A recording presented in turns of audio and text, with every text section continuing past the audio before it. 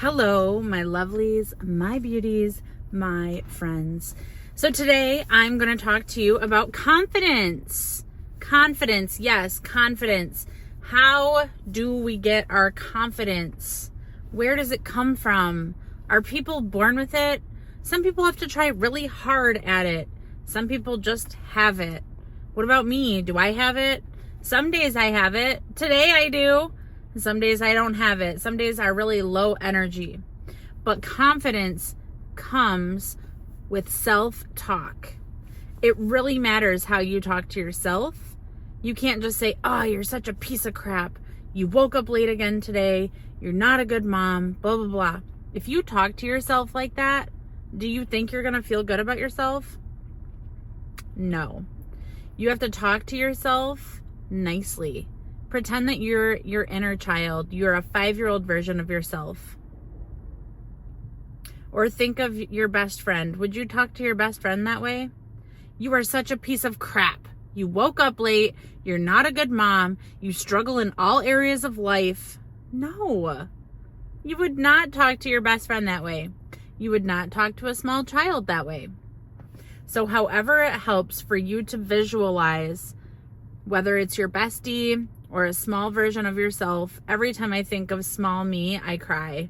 So I'm not even gonna go there today because I'm just trying to fix so many things for that version of myself because I was so innocent and so sweet and life has really jaded me.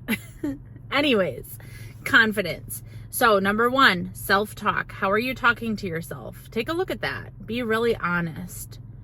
When you make a mistake, when you forget to turn something in, when you're behind at work, how do you talk to yourself?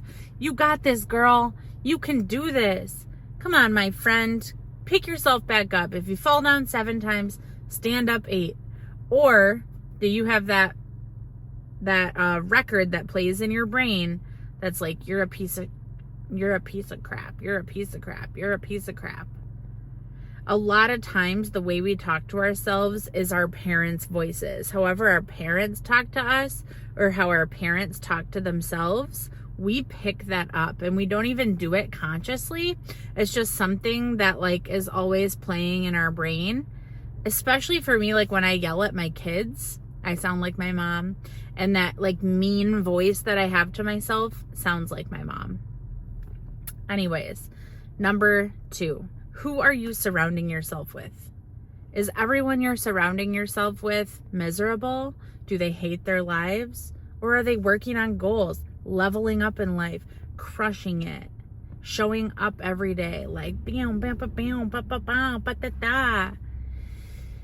Take a look at that. Who is in your life? Who are you surrounding yourself with? It matters. You are a culmination of your 5 closest people. Who are your 5 closest people? Think about it. Now, the next one, number 3, small wins.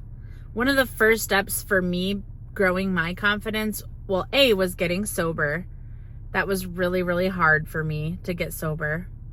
By the way, if you're interested in my journey, in my bio, I have a link to my Stan store and I have a book, Surviving Addiction. It tells you guys my story, things that are missing from my YouTube channel that I'm not quite comfortable with making a video about is in my Stan store in an ebook if you're interested. And I have a couple courses in there. If you take the course that's called the ebook blueprint, that's my course. I created it.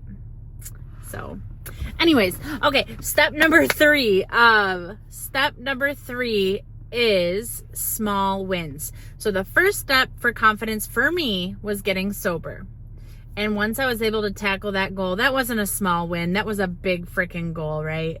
But even leading up to that, making the phone call, deciding to go into treatment, making the phone call to get into treatment, all of those little steps like started putting little marbles in my marble jar of confidence.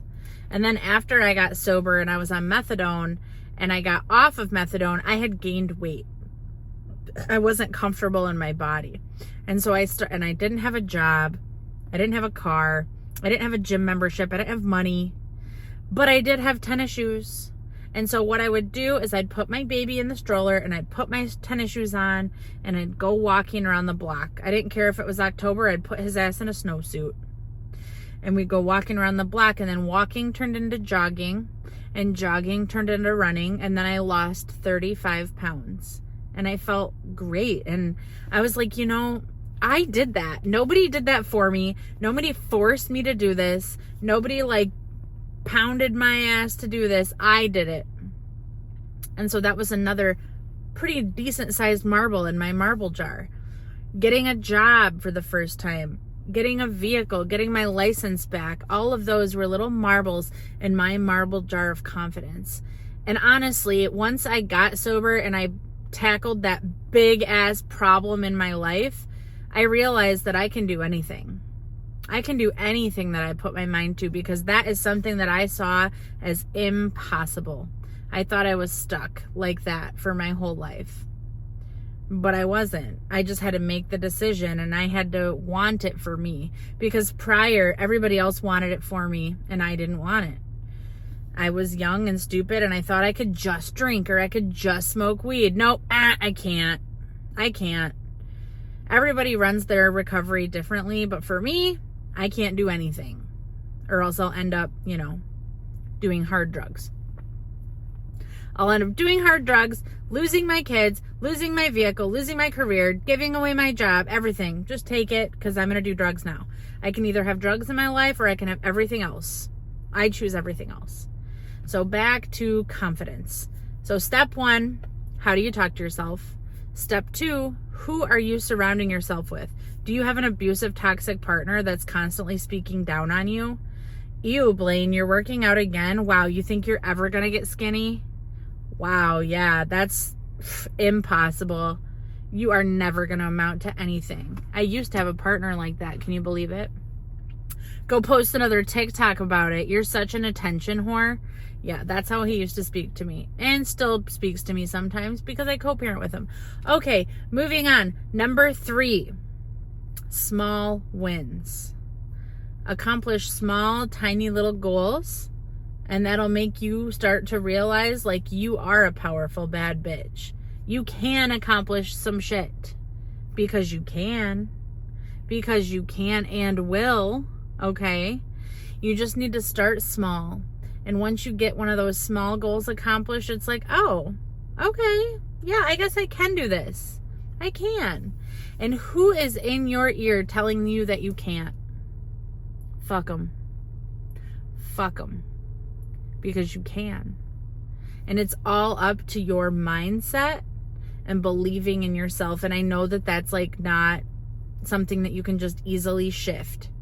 But slowly, over a long period of time, you are going to build yourself up, and I am right here to help you. You got this, girly. Sending you lots of love.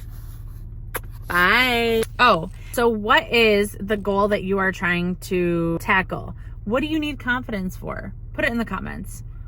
Love you. Bye.